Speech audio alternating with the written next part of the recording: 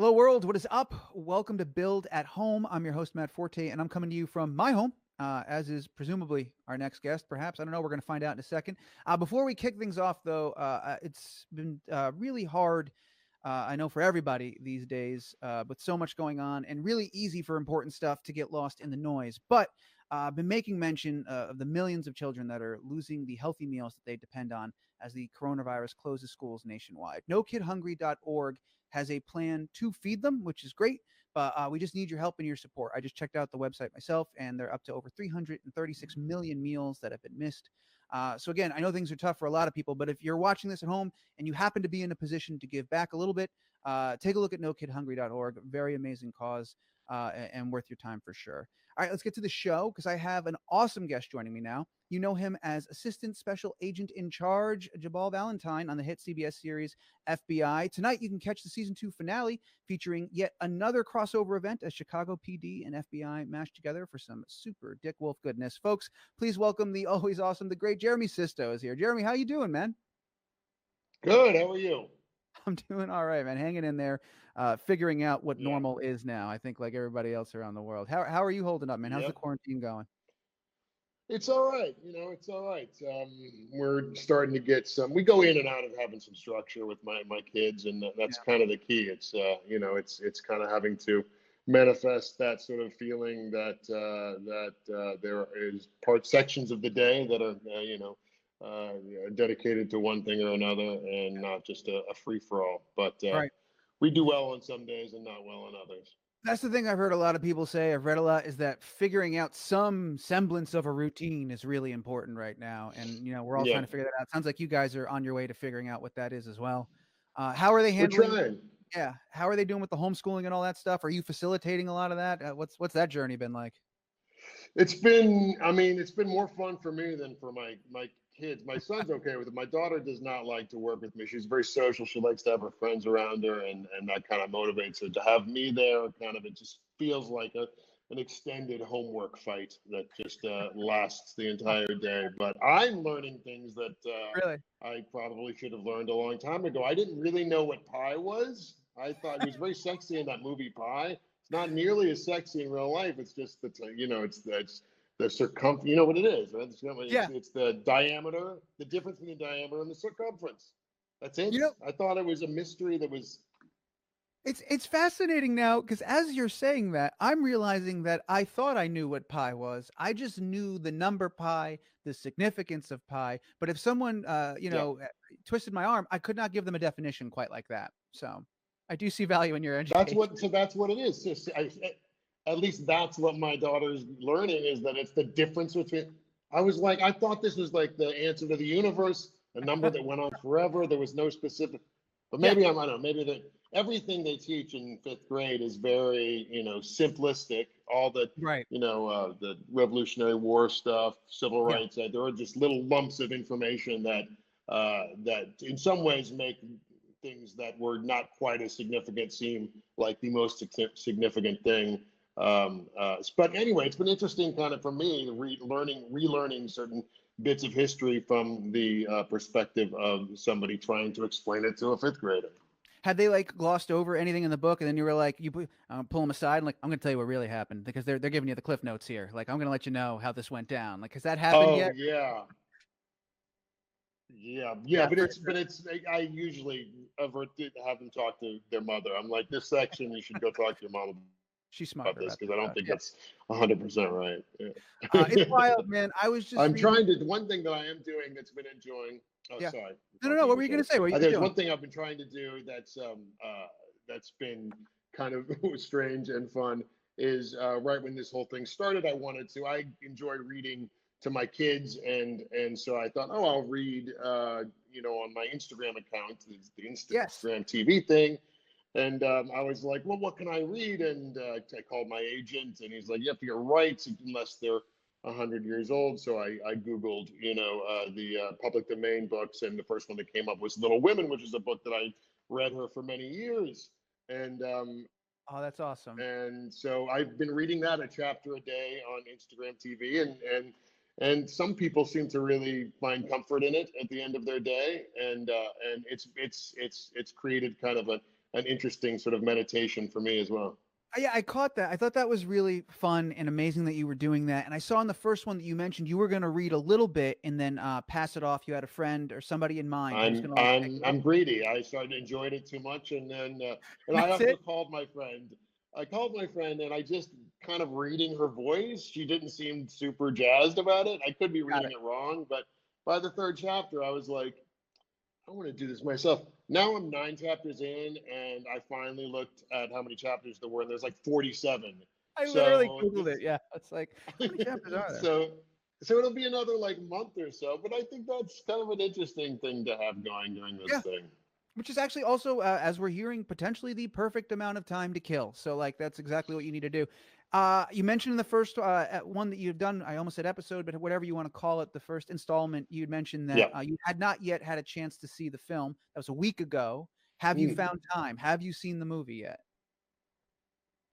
Well, the kids were watching it. I watched the first like 10 minutes, and then I got pulled away because I had to write this song with somebody Got it. remotely. And so unfortunately, it's still out of my reach. But the beginning looked amazing. The first like, and I started reading the script because me and my kids and the family were quarantining with, not quarantining, but isolating with.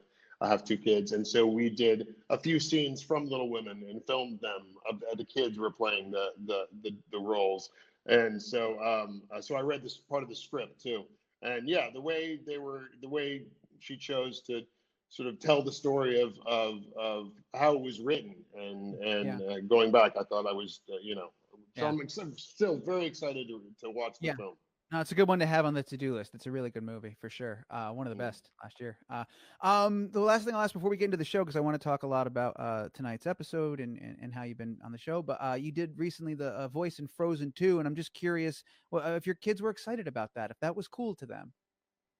Yeah, totally. My daughter was, the right age for Frozen One, and so it wasn't necessarily wouldn't have maybe necessarily been drawn to it at this point in her childhood, but she was very excited now, and so was my son. We went to the premiere, and that kind of, I mean, they put a lot into that premiere, and there were many versions of Elsa and Anna running around and in full get up, and jugglers of all sorts. I don't know. There probably wasn't jugglers, but that There kind of might have thing, been. fire throwers. It felt Yeah, like there was. There might yeah. have been a juggler there. I don't know. That feels like something that So Disney would yeah, have. no, it's been cool. Very, very Yeah, cool, man. it just Uh, feels kind of like important in a real pop culture way, and I think that's the thing that they're like, wow, you're a part of this thing that's like, this yeah. moment in time, we're a part of it and we're here with you. Yeah, my dad's. Yeah. That's super cool, Mm. man. Well, I'm happy to hear that. I'm happy that you're doing really well and that the kids are all right. 'Cause at the end of the day, that's what matters right now. Everybody's, staying busy, keeping school going, staying healthy, and so that's awesome to hear, man. Tonight, very big night. We've got the season finale of season 2. Super exciting. We've got a crossover event happening. You've got from Chicago PD coming in. You're in a very unique position, sir. You've got the experience of not only being a part of the Dick Wolf universe, but you closed out one massive show, and now here you are launching this huge show. What's it like being a part of this world, and what's it like to have been a part of this show from the beginning to kind of get to start something new? Yeah, I mean, it was interesting because, yeah, like you said, I came in very late in the Law and Order, in the life of that show, 17th year, and perhaps they were trying to, respin a couple of ideas within that show, but nothing drastic. So Dick was around for a portion of it as far as what I felt, for my experience on Law and Order. But for this one, he was there, and I got to see how he worked, how hard he works to like create and what his priorities are. He's trying to create a format that can last forever, that people can find comfort in because of the amount of character you Hmm. you get to know, and the sort of solid ability to tell these stories, and so it's been fun for me. It's also been, the challenge was trying to recreate what I got to experience early on with the FBI, members of the FBI taking us in and showing us how they worked, and kind of getting to see how much just complicated Right. and intricate their office spaces, and how there's so many people, so many organizations and departments that are working together at lightning speed. And it's not necessarily all technology. It's really the ability to communicate. Yeah.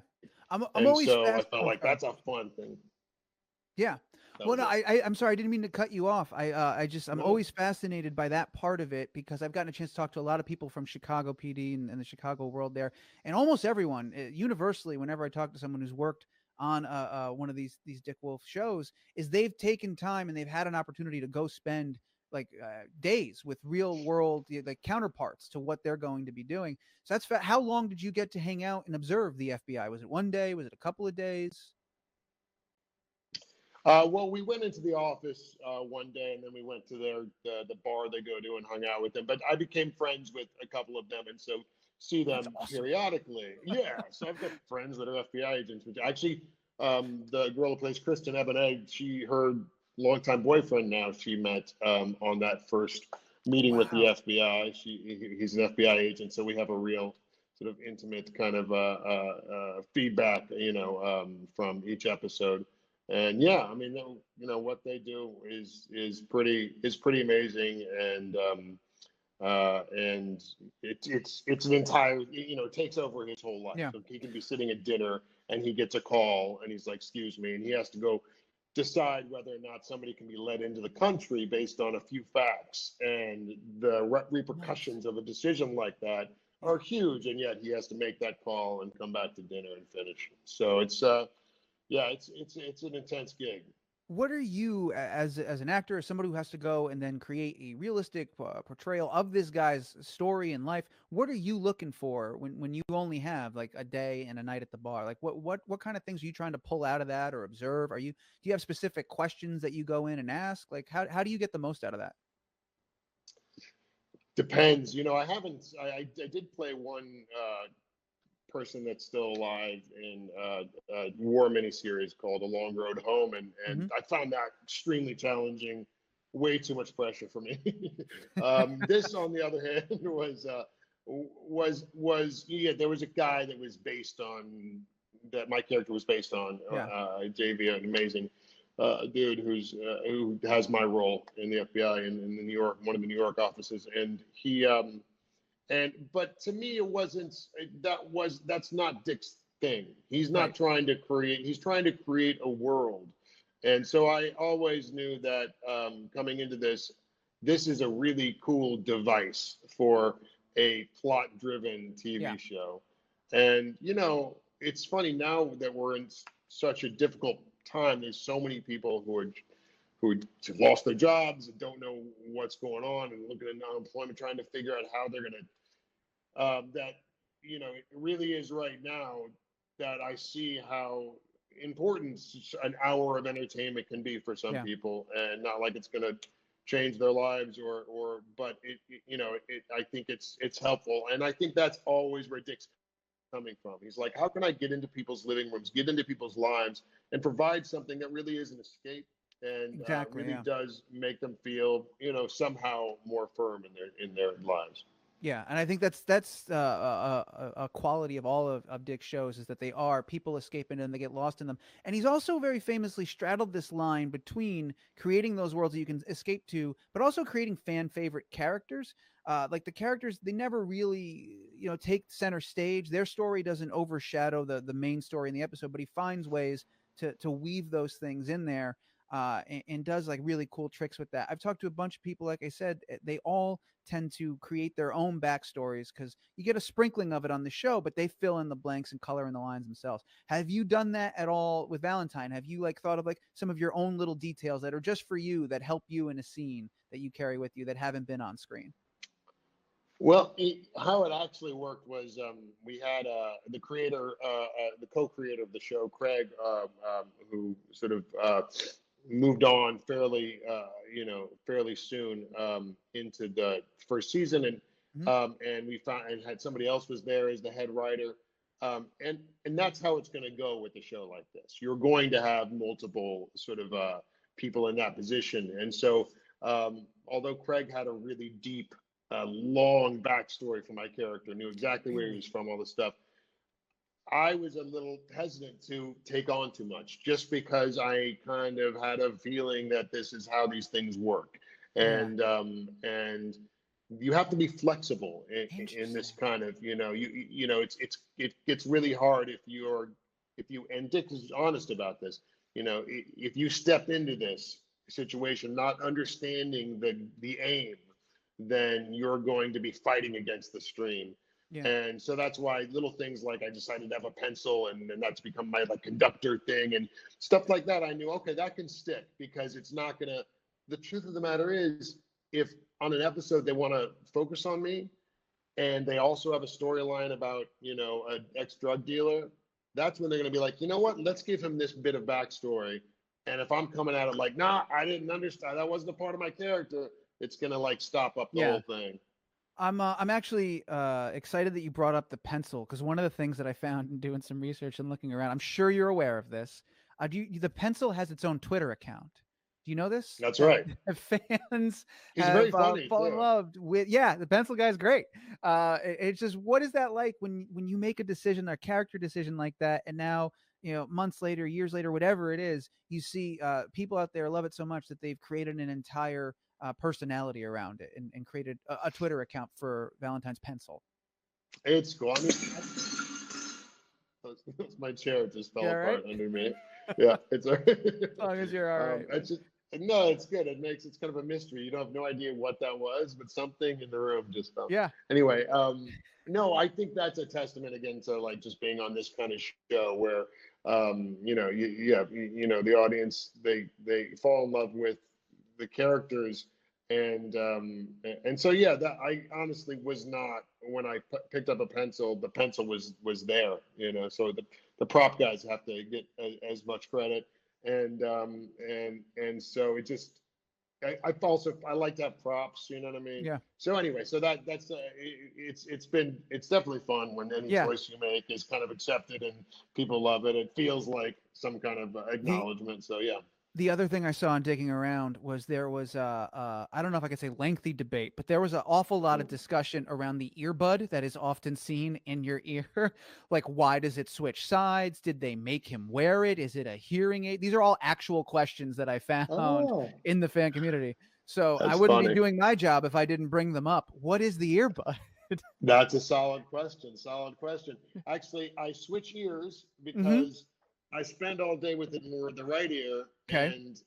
and it messes up my hearing a little bit in a weird way. I take Yeah. it out, I put it over here, and this hearing is much better. So I found that it's actually like improved my hearing. I feel maybe that's Nice. just in my mind, Training but your I have to ears in go a back way. and forth. Yeah. Otherwise, it's going to have long-term effects. We have changed earbuds once. There's one episode in there where we had this really big, weird earbud. I'm not sure if fans have commented on that, but one thing that's funny too about fan things are, how if you type in is Jeremy or is Tom Hanks, and there's always in the Google search Yep. they assume you're going to say, It's and slippery it's slope you're usually going like is down. Yeah. Jeremy exactly, but now it's become is Jeremy Sisto deaf? That's the first one I get. Because of the And ear. I think it's because I'm screaming a lot, Okay. and maybe the earbud. I didn't think of the earbud, but that could very It's well got be to be what a they part of thought. it. I think in the grand Mm. scheme of things on the internet, that's probably the best outcome for your Google like autofill if they're typing in It your could be name. a lot weirder. It It could could be be a a lot lot weirder. weirder. That's not a Yeah. bad one. Jeremy, I got to let you get going. But I do want to remind everyone that tonight on CBS is the season finale of season 2. Also, if you have CBS All Access, all of season 2 is up there for you to check it out. And if Yeah. you missed season 1, you can catch that. That's on Amazon. You can go ahead and buy that and check it out on Amazon if you want to do that.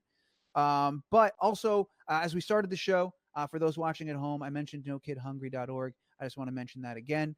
Go ahead and take a look at that site. Before we get out of here, is there anything you want to say, Jeremy? Anything else that I missed that you want to plug, or just thoughts before we leave? No, just I know it's just a insecure time for a lot of people right now, and I'm just I just hope people feel like we're all in this together and feel positive that we'll get through it. And, and that's where I am as well. Yeah, for sure. Well, thank you so much. I'll plug actually one last thing. If you aren't already Mm-hmm. following Jeremy on his Instagram, you should, because he is reading Little Women bit by bit every day. And honestly, it's delightful. Jeremy, dude, thank you so much for hanging out and taking time for doing this with us. I really appreciate it, man. Stay Of safe. course. Thanks for Best having to you me. and the family, of course. Be well, man. You too. Bye.